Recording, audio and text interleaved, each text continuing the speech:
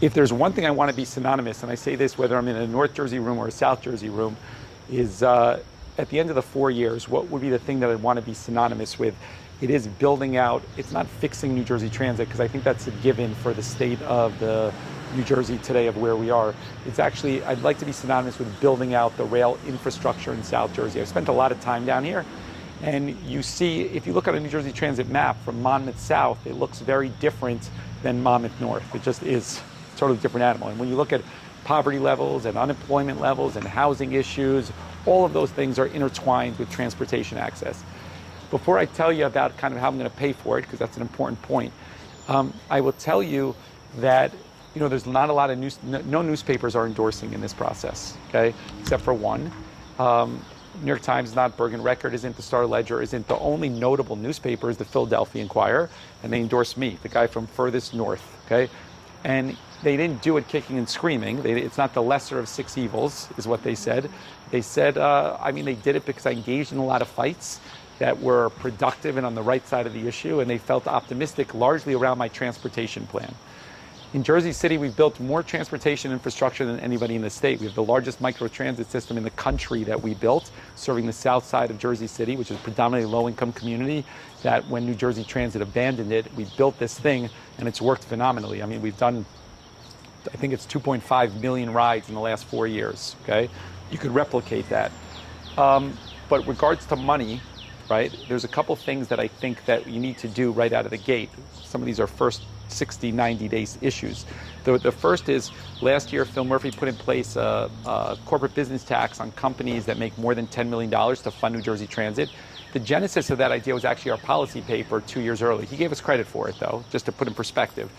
They only implemented it for 5 years, which is problematic. So the next governor will need to revisit that, number one.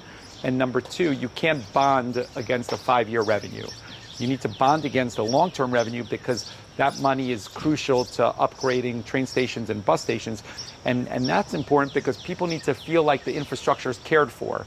If it feels like it's from 1950 or 60, you're not going to really facilitate more ridership. You need technology there. You need clean, energy efficient, safe, modern sort of environments. You get that by bonding for it. So you got to fix that. Number two, your largest infrastructure project in the state of New Jersey, actually, which you all pay for, is a turnpike widening going into the Holland Tunnel in Jersey City. It's a $12 billion project. And I live there, and most of the activists would tell you, and the environmentalists, that it's an unnecessary project. It's not going to alleviate traffic because at the end of the day, if you build 20 lanes, it doesn't matter. The Holland Tunnel is still 2 lanes. You're still coming into that same bottleneck, right? So it's a hell of a merge. Yeah. So Yes. So we would I stand alone in that I would reallocate that money into. So we don't all agree on these sort of things. None of this stuff is with anybody else. We'd reallocate that money into mass transit infrastructure, particularly in South Jersey. So we do the safety improvements, which is like roughly their estimates is $500 million, and the balance we would reallocate towards infrastructure build out in South Jersey, and some in Bergen County, those two areas.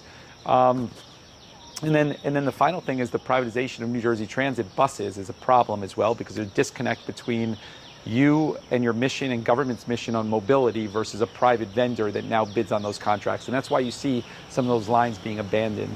And we would bring that would be a little bit longer process, bringing that in-house in order to kind of create more accountability for it. But that's a starting point on kind of how I think about transportation. We have a lot of experience. It's a big part of our platform. Vote for Steve on June 10th. He's working for all of us.